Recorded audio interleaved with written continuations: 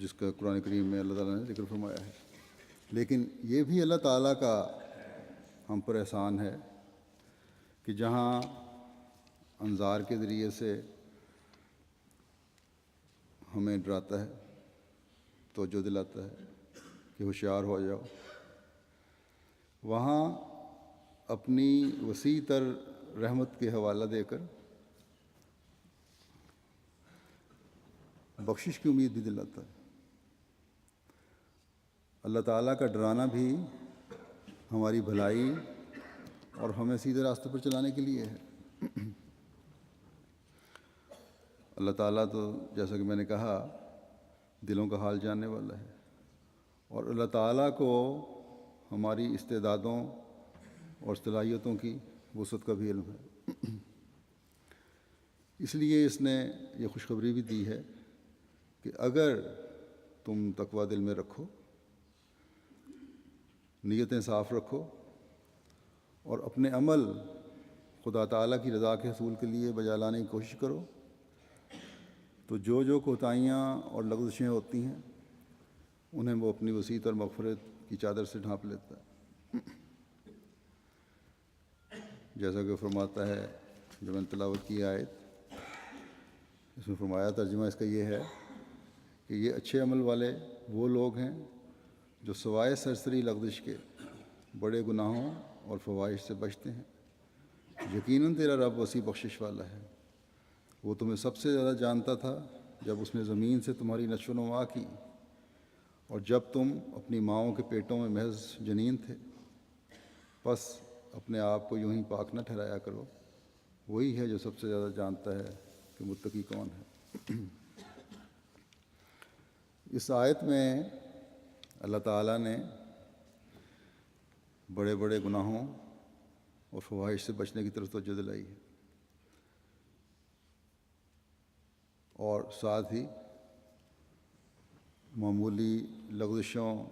اور غلطیوں کوتاہیوں سے صرف نظر فرماتے ہوئے اپنی وسیع تر مغفرت کی وجہ سے بخشش کی بھی نوید دی ہے۔ لیکن ساتھ ہی آگے یہ بھی فرما دیا کہ اللہ تعالیٰ تمہارے اندرونی سے واقف ہے، اور کہاں تک واقف ہے ہمیں سمجھانے کے لیے اس انتہا کا بھی ذکر کیا کہ جب اس زمین میں زندگی کے آثار پیدا کیے، اربوں سال پہلے انسان کی پیدائش سے پہلے وہ ضروری لوازمات پیدا کیے جو انسان کی بقا کے لیے ضروری تھے، اس وقت سے وہ تمہیں جانتا ہے۔ پھر کس فطرت میں انسان کو پیدا کرنا ہے، کیا کیا صلاحیتیں اور استعدادیں عطا کرنی ہیں، یہ گہرا مضمون ہے جس کی طرف بعض دوسری آیات رہنمائی فرماتی ہیں۔ تو بہرحال اللہ تعالیٰ فرماتا ہے کہ وہ تمہارا اتنا گہرا علم رکھتا ہے جتنا تم خود بھی نہیں رکھتے، اور اس پیدائش اور نشو و نما کے عمل کا اکثریت جو تم میں سے ہے وہ علم بھی نہیں رکھتی، اس کا احاطہ تو کرنا تو دور کی بات ہے، علم بھی نہیں ہے۔ اب اس زمانے میں سائنسی تحقیق سے اس نظام کی تخلیق کے بارے میں بعض باتیں پتہ لگ رہی ہیں، اور وہ بھی ایک خاص طبقے اور اس علم کا ادراک رکھنے والے لوگوں میں کو اس کی سمجھ آتی ہے۔ لیکن اللہ تعالیٰ فرماتا ہے کہ مجھے اس وقت سے علم ہے کہ تمہارے صلاحیتیں کیا ہیں اور تمہارے عمل کیا ہونے ہیں اور تمہاری نیتیں کیا ہیں۔ پھر اس سے ذرا نیچے آؤ، مثال دی اللہ تعالیٰ نے کہ تمہاری نشو و نما جو تمہاری ماؤں کے پیٹوں میں ہوتی ہے، اس کا علم تو اکثر لوگ رکھتے ہیں۔ تو فرماتا ہے اللہ تعالیٰ کہ سنو کہ جب تم ماؤں کے پیٹوں میں جنین کی صورت میں تھے، ابھی تمہارے اعضاء کی نشو و نما ہو رہی تھی، اس وقت کا بھی میں علم رکھتا ہوں۔ آج کل ترقی یافتہ ملکوں میں بھی، بلکہ بعض ترقی پذیر ملکوں میں بھی اتنی ترقی ہو گئی ہے طب کے میدان میں کہ ماؤں کے پیٹوں میں حمل کے دوران ہونے والے جو مختلف شکلیں ہیں الٹرا ساؤنڈ کے ذریعے سے پتہ لگ جاتی ہیں، اس لیے لوگ اکثر جانتے ہیں، پتہ بھی کر لیتے ہیں کہ لڑکا پیدا ہونا ہے، لڑکی پیدا ہونی ہے۔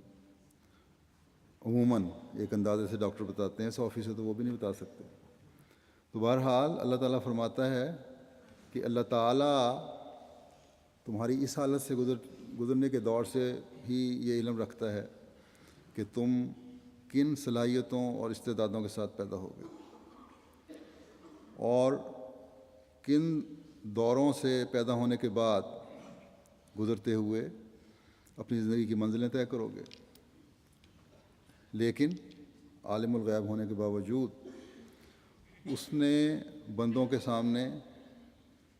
نیک اور بد اعمال کا ماحول میسر فرما دیا۔ جو نیک اعمال کرے گا وہ اللہ تعالیٰ کی رضا حاصل کرنے والا بنے گا، جو بد اعمال کرے گا وہ اللہ تعالیٰ کی پکڑ کے نیچے آ سکتا ہے۔ اور نیک اعمال کیا ہیں؟ یہ وہ اعمال ہیں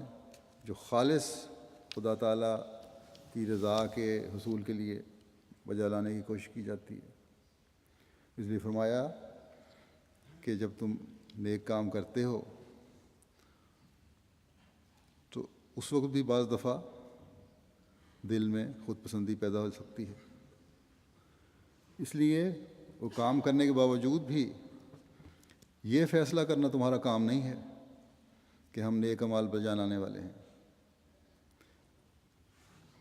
بلکہ نیک اعمال بجا لانا کس نیت سے ہے اور نیک نیت اصل میں اگر نیک نیت سے ہے تو وہ اللہ تعالیٰ کا قرب دلانے والی بنے گی۔ تو یہ اللہ تعالیٰ تو جانتا ہے کہ کس نیت سے نیک اعمال بجا لائے جا رہے ہیں۔ اس لیے اللہ فرماتا ہے کسی نیکی پر اترانے کے بجائے ہر نیک عمل عاجزی اور تقوی میں اور بھی زیادہ بڑھانے والا ہونا چاہیے۔ اور فرمایا کہ تقوی پر قائم ہو جانے کی سند نہ تو انسان خود اپنے آپ کو دے سکتا ہے، نہ کسی بندے کا کام ہے کہ کسی دوسرے کو تقوی کی سند عطا کرے، بلکہ یہ خدا تعالیٰ کا کام ہے۔ اللہ ہی ہے جو سب سے زیادہ جانتا ہے کہ متقی کون ہے۔ یہاں اس بات کی وضاحت ضروری ہے کہ اللہ تعالیٰ نے آیت کے شروع میں یہ جو فرمایا کہ الذین یجتنبون کبائر الاسم والفواحش الا اللمم، کہ وہ لوگ جو بڑے گناہوں اور فواحش سے سوائے سرسری لغزش کے بچتے ہیں۔ یہاں لمم کا مطلب کیا ہے؟ تو اس کو بھی واضح کرنے کی ضرورت ہے۔ یہاں بعض لوگ میں نے دیکھا ہے اپنی غرض کے مطلب نکال لیتے ہیں۔ اس کا کوئی یہ مطلب نہ سمجھے کہ بڑے گناہ اور فواحش اگر تھوڑے بہت ہو جائیں تو کوئی حرج نہیں، بلکہ اس کا مطلب یہ ہے کہ انسان کیونکہ کمزور ہے، بعض حالات میں لاشعوری طور پر بعض گناہ سرزد ہو جاتے ہیں۔ اگر ایسی صورت پیدا ہو جائے تو پھر حقیقی پچھتاوا ہونا چاہیے، اور اس کے لیے بہت زیادہ استغفار کی ضرورت ہے۔ لمم کا مطلب ہے کہ برائی کی طرف جھکنے کا موقع ملا، یا عارضی اور معمولی لغزش، یعنی اگر غلطی ہو گئی ہے تو یہ معمولی نوعیت کی ہو اور اس پر دوام نہ ہو بلکہ عارضی ہو۔